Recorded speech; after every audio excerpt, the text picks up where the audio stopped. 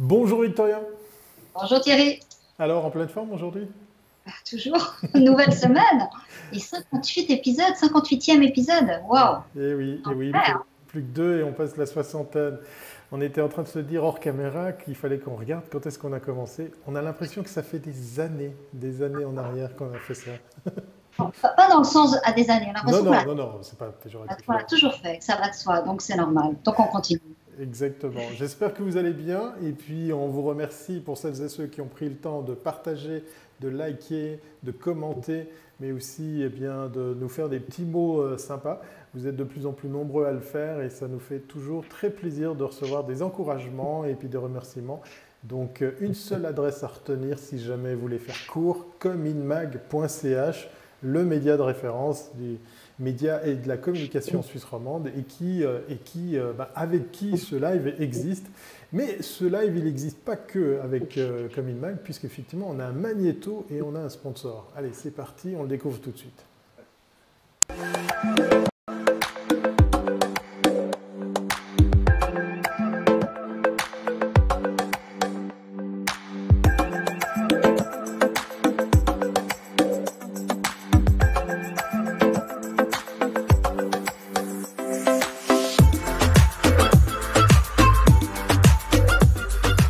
Et oui, l'association Le Meilleur d'eux, qui est à l'origine des prix du meilleur de la pub, meilleur du web, meilleur des RP, meilleur du marketing.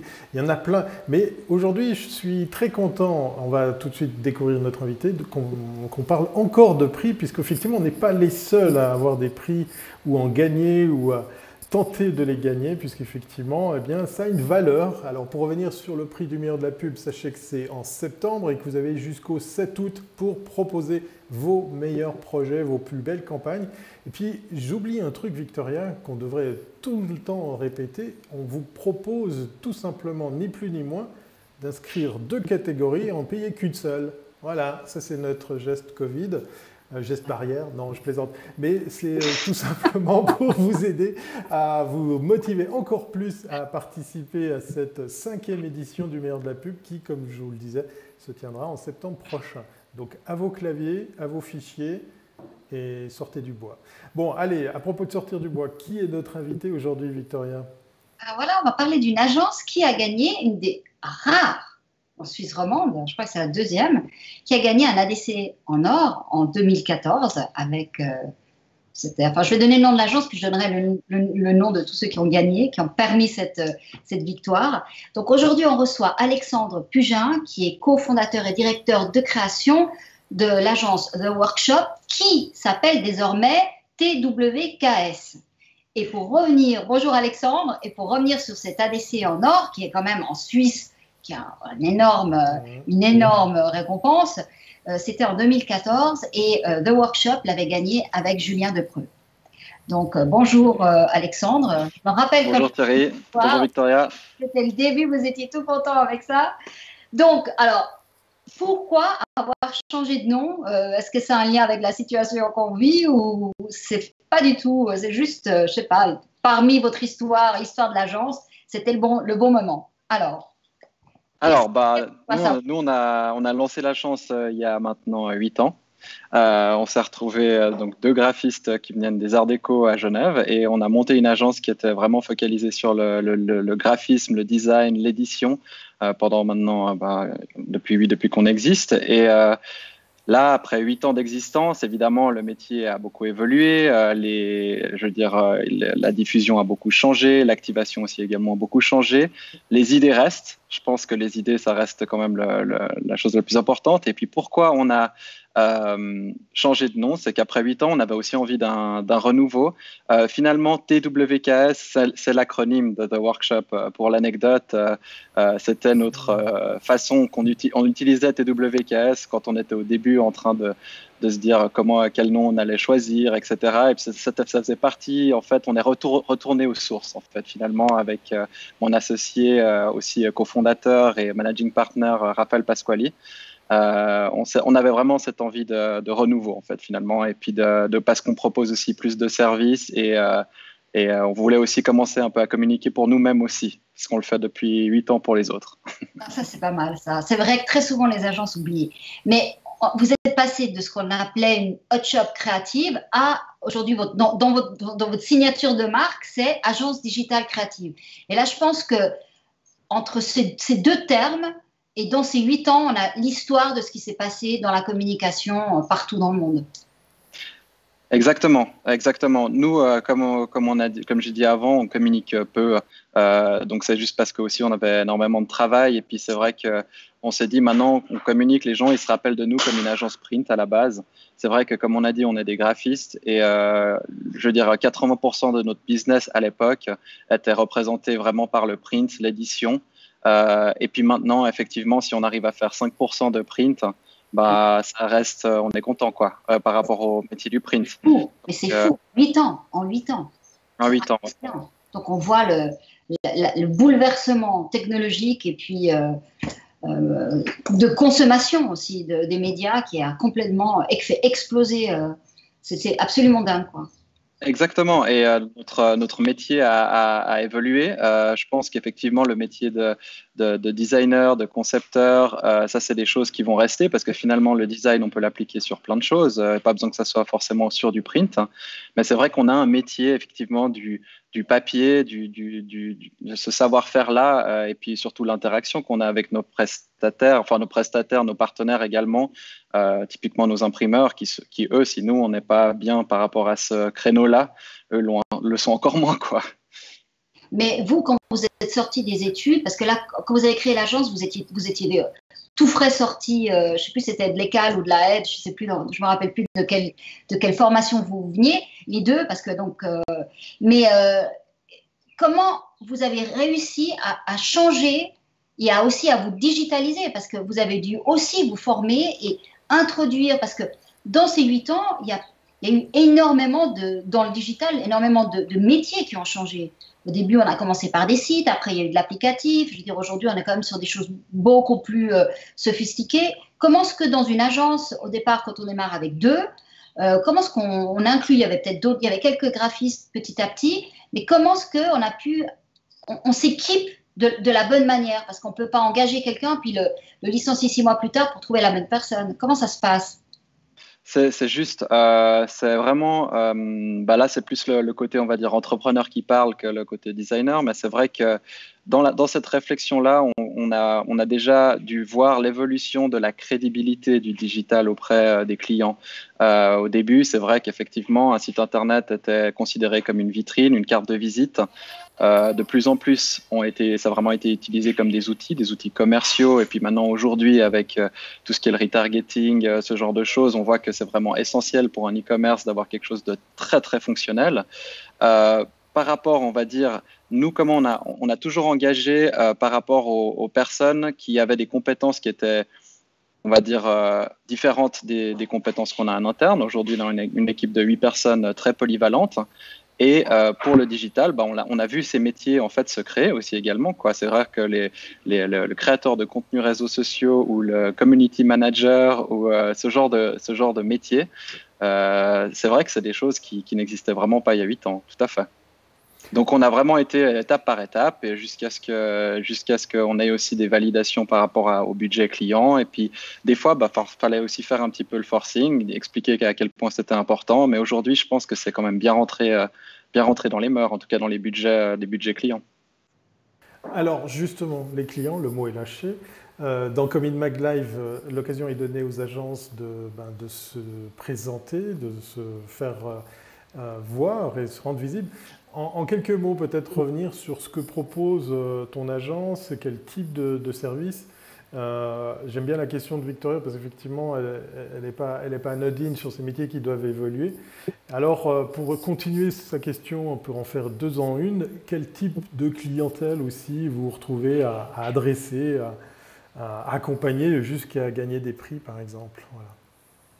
Bon, alors, nous les clients qu'on aime aussi beaucoup, c'est des clients qui sont des clients, on va dire, déjà pour dire dans quel secteur on travaille plutôt dans le luxe, dans l'institutionnel, dans la culture, surtout au niveau local, on va dire dans le bassin lémanique, mais avec des marques qui peuvent avoir une portée plus internationale.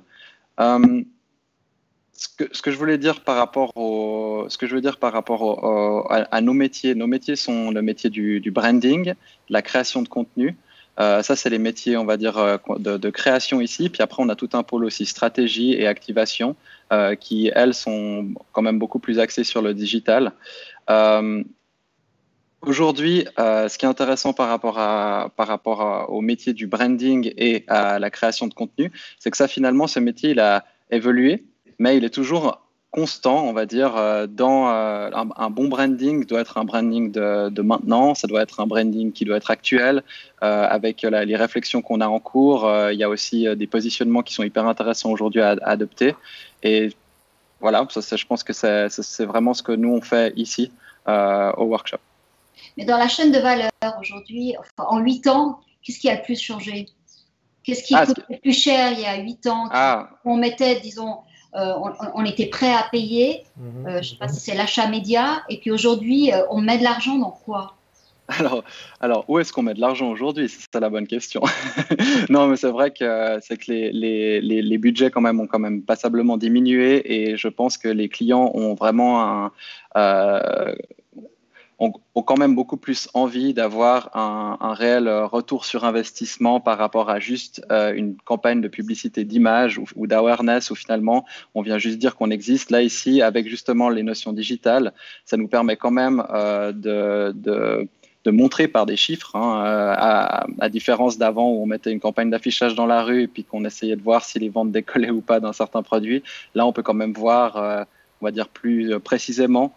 Et ça, je pense que ces budgets-là, c'est ça qui a quand même pas mal évolué. Disons qu'on a toujours ce combat pour les budgets créatifs, parce que c'est vrai qu'aujourd'hui, avec l'accès, on va dire, mondial à des créatifs, il y a des plateformes avec plein de créatifs, avec des agences, avec ces éléments-là. Nous, on favorise le local parce que je pense qu'avant tout, on favorise aussi l'humain. C'est aussi pour ça qu'on s'appelle The Workshop à la base. C'est parce que je pense qu'on aime bien vraiment collaborer étroitement avec nos clients. Mais ce qui était avant la belle pub, parce que je comprends très bien aujourd'hui, on voit, je veux dire, les responsables aujourd'hui qui vous mandatent, c'est plutôt des responsables marketing. Donc, eux, ils sont habitués à des données, des datas, et puis ils veulent voir si ça bouge, voilà, si leur opération, elle a un sens. Mais on est dans des choses très concrètes. Donc, pour activer un clic ou, disons, un mouvement sur un site, on n'a pas la même démarche que ce qui était avant, quand on était plutôt sur une opération plus d'image, on était sur quelque chose de plus esthétique, d'un autre type de création. Parce que là, aujourd'hui, on dit oui, ça fonctionne, mais ayons une pensée aujourd'hui, c'est le début de Cannes Lions qui se fait virtuellement cette année, mais les belles pubs de Cannes, ce qu'on voyait, des choses très, très esthétiques. Vous êtes The Workshop a toujours été dans cette logique-là, mais ce n'est pas ce qui fait le plus de clics aujourd'hui, on est bien d'accord. Donc, c'est ça, c'est très très juste. L'impact, enfin je veux dire, il faut aller vers quoi? On sait d'office qu'on va aller vers des choses qui vont faire cliquer ou? Non, non, ça finalement, ça n'a pas vraiment de. En tout cas, pour moi, ça n'a pas beaucoup de sens. Je veux dire, c'est pas pour ça que, entre guillemets, j'ai signé, quoi. L'idée, c'est vraiment. Comment tu fais si tu as un responsable de marque qui lui veut que ça. Il dit non, il dit non. Ce qu'on essaye de faire, c'est aussi ça. C'est assez intéressant et je pense que ça va être aussi. On essaye vraiment d'aller dans la différenciation et je pense que la différenciation se fait aussi par rapport aux assets qu'on crée pour nos clients, aux assets, aux idées en fait qu'on produit. C'est vrai que faire un shooting avec la même photo que tout le monde, finalement, ça perd un peu de sens. L'idée restera toujours, on va dire pour moi, reine, quoi. C'est ça qui doit gouverner et le fait de pouvoir différencier quelqu'un, c'est aussi pour ça que nous, on a aussi pour ambition, et ça, je pense, c'est plutôt on va dire la philosophie du futur, c'est de travailler aussi avec des entreprises, des institutions ou des marques qui sont des marques qui ont pour vocation justement d'être un petit peu challenging dans des secteurs d'activité qui peuvent être des fois un petit peu déjà, on va dire, très chargés ou déjà pris par des très grosses marques. Et puis ça, forcément, on ne va pouvoir le faire qu'avec des belles idées, avec des arguments qui sont visuels ou alors rédactionnels qui sont vraiment différenciants. Et c'est là, en fait, où il y a un renouveau, on va dire, d'excitation. C'est vraiment de pouvoir travailler avec ces marques qui sont prêtes à prendre ces risques-là. ou alors qui sont certainement peut-être plus petites que des grands groupes, parce qu'il y a peut-être aussi le fait que dans un grand groupe, on ne va pas risquer des idées trop avant-gardistes ou trop osées. Donc plutôt des petites marques qui sont prêtes à tenter le tout pour le tout, quoi. Ça a l'air très très joli tout ça, mais je vais faire l'avocat du diable. Hein. J'ai pas plus tard que ce matin rencontré un collègue dans une autre agence qui me dit j'en suis quand même à la 7e version de mon offre, mon client commence à me les... Voilà. Puis je lui dis, est-ce que tu as du plaisir à faire ça? Non. Dis-lui stop, dis-lui non. Ah oui, mais je te rappelle qu'il y a le Covid, la crise, est-ce qu'on est, on est dans une situation où on peut se permettre de dire non? Alors je te pose la question, est-ce qu'il t'est arrivé de dire non parce que justement tu voulais défendre tes idées, ta façon de travailler, la particularité de votre agence, le savoir-faire, les métiers est-ce que ça t'est arrivé? Et si oui, si tu as fait le non, comment on arrive à prendre une telle décision? Parce que ça, c'est quand même un thème qui revient très souvent. Hein. On n'est pas toujours très enclin à dire non à une opportunité, à un client. Moi, je veux dire que j'ai une sorte d'échelle interne où on a une échelle interne avec mon associé qui est toujours basée sur 3 facteurs. Est-ce qu'on apprend quelque chose avec ce projet? Est-ce qu'on se fait vraiment plaisir? Et finalement, est-ce qu'on gagne de l'argent? Et il faut en tout cas que 2 de ces facteurs soient remplis. Si tout d'un coup, on voit qu'on gagne beaucoup d'argent, mais on ne se fait pas plaisir et puis qu'on n'apprend rien du tout, à partir d'un certain moment, ça risque d'être un petit peu problématique. C'est une bonne échelle. Oui, voilà. Elle a le mérite d'être simple. Au moins, il y a une grille, quoi. Voilà. Par rapport au Covid, comment s'est passé ces semaines pour l'agence? Alors, nous, on a aussi effectivement été clairement directement impacté par le Covid. On est dans un open space, donc forcément, on a tout de suite décidé de faire du télétravail, tout simplement. On l'a perdu. Ça arrive de temps en temps, c'est ça le live. Alors, on va essayer de le réinviter. Bienvenue à bord de Commit Mag Live. Si vous voyez plus que la tête de Victoria et de Thierry, c'est parce qu'on a perdu notre invité. C'est sur la technologie Skype que nous basons ces interviews. Et puis, de temps en temps, il se trouve que la technique, elle pose problème. On va voir si on arrive à le réinviter. Dis-moi qu'il arrive à nouveau à se connecter. Il est dans le pipe, donc... On va voir. Alexandre, non disponible. Peut-être que justement, il abordait le thème de l'open space et le télétravail. Peut-être que c'est le réseau Internet qui a décidé de poser les plaques. Mais en tout cas, on apprend maintenant que le télétravail, effectivement, il y a une des conséquences du télétravail, c'est que lorsque tu as des employés frontaliers, eh bien, au-delà d'un certain montant de quantité de télétravail, tu dois payer des assurances sociales dans le pays du frontalier. Et là, ça va poser un sérieux problème, parce que c'est au-delà de 25%. Donc, sur Genève, ça pose un vrai problème parce que on se retrouve avec cette impossibilité parce que les entreprises suisses vont pas se mettre à payer avec des cotisations, tu vois, voilà, françaises. Donc, c'est génial, la technologie a fait des miracles. On a récupéré notre invité.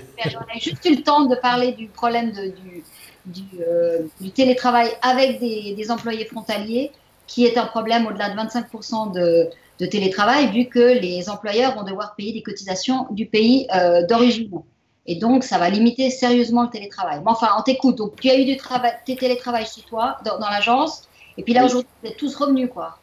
On est tous revenus. On fait attention. Effectivement, on applique les mesures d'hygiène, je veux dire, actuelles, quoi. C'est vrai que nous, le télétravail, ça nous a aussi permis effectivement de mesurer ce modèle d'affaires en disant est-ce qu'on doit être tous forcément dans le même bureau tout le temps, etc. Puis en fait, on se rend compte qu'il y a tout simplement quelque chose qu'on ne peut pas mesurer. C'est le facteur humain et le facteur de quand on discute avec quelqu'un. Les écrans, ça reste quand même super froid et on a toujours ce problème en fait de communication ou de mauvaise communication qui peut arriver. Et nous, dans notre secteur, où vraiment on est en train de faire des brainstorming, de se pitcher des idées, etc., il faut vraiment qu'on puisse être pas les uns sur les autres, mais disons qu'il faut qu'on transpire ensemble, quoi. Mais grosso modo, vous n'avez pas eu de frein, de difficulté à mettre ça en place. On a abordé la question avec beaucoup d'autres agences, que ce soit les aspects techniques, humains. C'est Oui. quoi? C'est quelque chose qui a coulé de source et qui a bien fonctionné, à part effectivement ce manque de concret quand il faut brainstormer ensemble. Ouais, c'est sûr. C'est vrai que nous, ça a été un peu décidé du jour au lendemain. On a été informé.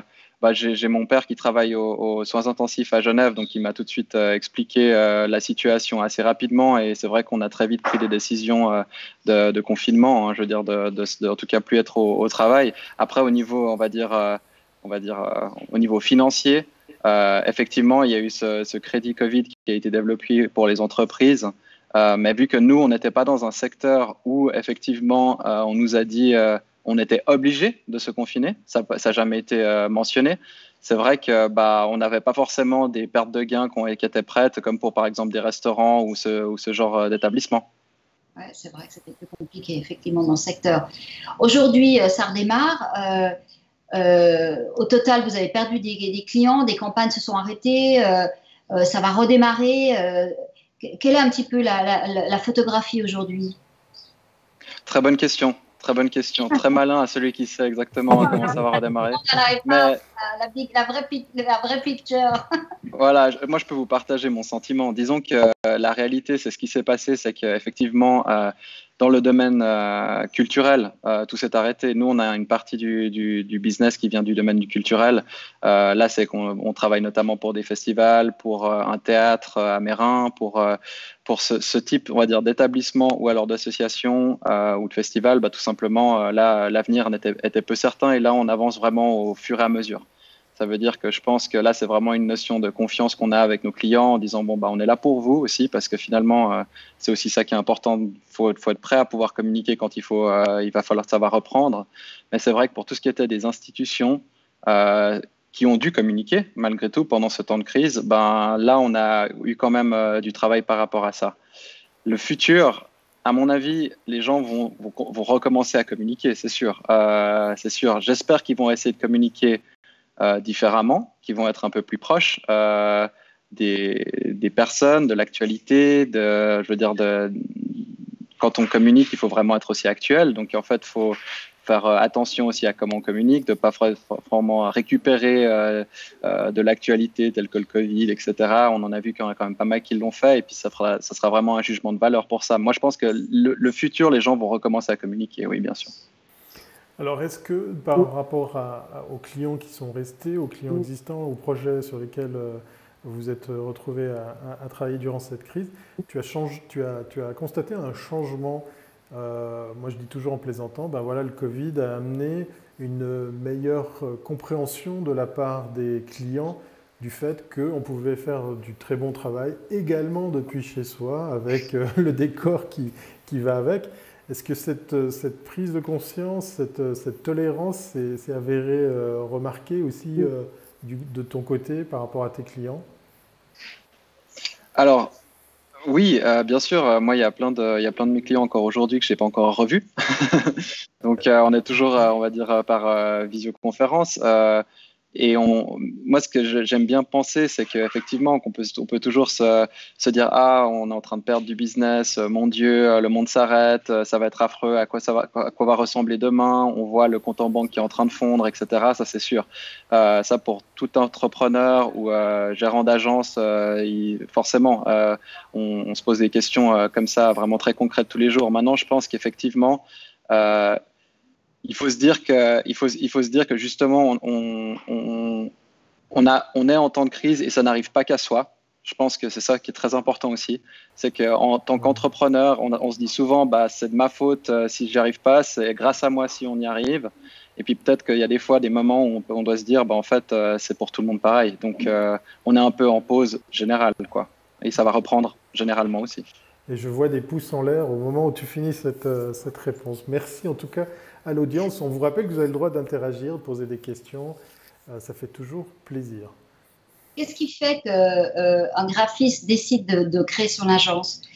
Parce qu'il y en a beaucoup qui ont tenté la période d'indépendant, ils reviennent dans une agence, certains ne supportent pas de rester indépendants, mais il n'y en a pas beaucoup qui franchissent ce pas et qui deviennent vraiment des entrepreneurs. Et on voit là aujourd'hui, dans cette période, c'est quand même difficile. Un entrepreneur, il est seul face à une situation, voilà, comme tu disais, il faut tenir faut tenir la barque. Qu'est-ce qui a fait, qu'est-ce qui était votre motivation? Est-ce qu'il y a quelque chose qui fait que tu es différent d'un autre graphiste? Parce qu'il n'y en a pas beaucoup qui ont fait ça, ce choix. Bah, exactement comme tu l'as dit, Victoria, je pense que c'est vraiment la notion, on va dire, d'entrepreneur aussi, graphiste entrepreneur en fait. C'est vraiment de pouvoir créer sa propre affaire, de pouvoir regarder en arrière. Puis là, même après 8 ans, on est très fiers de ce qu'on a pu créer. Il y a, je pense, la notion, on va dire, clairement artistique qui est de dire que d'être en tant qu'artiste, d'être crédité et que son travail soit reconnu et diffusé. Ça, je pense que c'est quelque chose de très important qu'on peut trouver totalement dans une agence en tant qu'employé. Mais là, je peux que répondre pour moi-même. Hein. C'est que je pense que ce qui était important aussi pour moi, c'était d'avoir cette notion d'impact plus global, de pouvoir avoir aussi accès à, je veux dire, à une autre sphère quand on discute avec des clients. C'est tous ces éléments-là, en fait, qui me suis dit... voilà, c'est ça qui me motive aussi, c'est de pouvoir faire avancer quelque chose et d'avoir créé quelque chose. C'est vraiment ça qui était. C'est mon côté plus entrepreneur là qui parle que designer, parce que c'est vrai que j'ai été aussi, on va dire, créatif dans une agence de communication et ça m'allait aussi bien jusqu'au jour où je me suis dit, bah, j'ai envie d'avoir mon propre truc, quoi. Ouais, mais souvent, on voit les graphistes qui sont restés dans des agences, le client, c'est quelqu'un qui est finalement un peu l'ennemi. C'est celui qui ne comprend pas forcément le concept, c'est celui contre lequel il va falloir lutter pour lui faire accepter que voilà, c'est celui qui va, lui, t'obliger à changer des choses. Alors que lorsqu'on passe du côté de l'entrepreneuriat, le client, c'est un partenaire.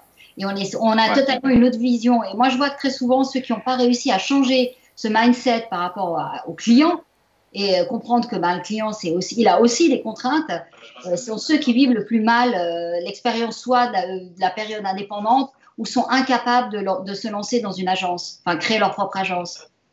C'est vrai, c'est qu'il faut vraiment aussi bien comprendre les enjeux et les challenges de ses clients, de ses partenaires également. Il faut vraiment, ça c'est quelque chose qui doit être très clair et en fait, je vais dire le mot, mais je pense qu'il faut aller sur un zéro bullshit, quoi. Il faut expliquer, faut bien qu'on comprenne, puis à un moment donné, en fait, si c'est vrai qu'on peut arriver très vite dans une envie de dire voilà ça va marcher parce qu'on a envie de le faire passer ou parce que justement on est artiste et puis qu'on est des divas et puis qu'on n'a pas envie qu'on nous critique notre travail, etc.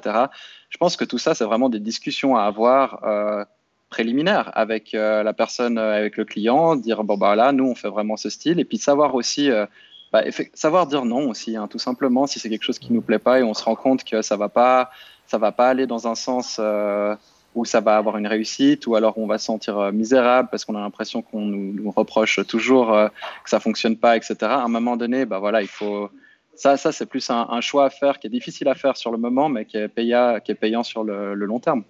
Le fait d'être deux, est-ce que c'est plus simple aussi d'être un binôme à la direction? Ouais, tout à fait. Ah, tout à fait. On a tous nos humeurs, on a tous nos, je veux dire, on a tous nos qualités et nos défauts. Et je pense que d'avoir deux personnes, puis bon, Raphaël, c'est quelqu'un aussi qu'on s'est rencontré à l'école, donc on avait un peu cette envie commune. On s'est tapé dans la main, on a dit ok, jusqu'au bout, on va y aller. et après, il y a une occasion qui s'est pas tout de suite fait. Hein, on a vécu un peu chacun notre chemin avant. Et puis tout d'un coup, c'était le bon moment et on s'est dit qu'on s'est lancé. Mais c'est vrai que voilà, le fait d'être deux, le fait d'avoir vécu des galères aussi également ensemble, parce que c'est vrai que l'entrepreneuriat, ou alors monter une agence, quand on vous dit non mais pourquoi ce métier-là, mon Dieu, moi je me rappelle encore quand j'étais ado, on me disait mais faut pas faire ce choix-là, vous êtes sûr, il y aura pas de travail là-dedans, etc. Ça fait, enfin voilà, je pense qu'on est quand même pas mal drivé par la dopamine et puis une fois qu'on y a goûté, on est accro quoi. Eh oui, eh oui. Je ne sais pas, Victorien, si tu as la même impression, mais depuis qu'on fait ces Come in Mag Live, on n'arrête pas de rencontrer des entrepreneurs. Le mot est lâché, hein. De temps en temps, c'est bien de se rappeler que patron d'agence, c'est aussi être entrepreneur. On remercie d'ailleurs l'une d'entre elles, Anaïs, qui nous dit on est tous dans le même bateau, agence ou non. Donc courage à tous les entrepreneurs. Voilà, effectivement, c'est bon de le rappeler. Allez, peut-être la question finale. Je ne sais pas si tu en as une, Victoria, ou si c'est moi qui Oui, moi j'aimerais bien invité. poser une. Alors, les clients, ils sont dans quel état d'esprit aujourd'hui? Parce que finalement, c'est eux qui vont donner la teinte de la reprise. Ils sont anxieux, ils ont hâte de recommencer ou ils sont perdus? Bonne question. Je pense qu'ils sont un peu comme nous. Ils ont. Je pense que ça dépend des secteurs, mais c'est vrai que je pense qu'ils sont un petit peu perdus, quoi. Effectivement, j'ai pas en tout cas ils peuvent ne pas l'être. Je veux dire, c'est difficile d'être sûr de à quoi va ressembler. On a vécu une vague. Est-ce qu'il va y en avoir une deuxième? Voilà, ça c'est des choses. On ne sait pas encore aujourd'hui si c'est totalement terminé ce qu'on a vécu. Et puis justement, il faut juste qu'on prenne, on va dire, la mesure de ce qui nous est arrivé et puis qu'on puisse vraiment rebondir correctement par rapport à ça. Ils seront pas forcément. Je pense que là, c'est quelque chose qui se fait vraiment main dans la main, avec des discussions, avec qu'est-ce qui va être possible de faire ou pas. C'est rien que si on pense à l'année 2020, et puis après réussir à se projeter, c'est encore compliqué, je pense. Ouais. Je pense que pour une fois, tout le monde a, disons, comme on a vécu une expérience commune, ce qui est unique, hein. D'habitude, c'est plutôt un secteur qui va mal et puis les autres ne comprennent pas ou disons ne sont pas intéressés. Mais je pense qu'on a quand même vécu quelque chose de commun et peut-être qu'il y aura peut-être un autre type de relationnel entre tout l'écosystème. Enfin, je le souhaite, hein, mais on croise les doigts.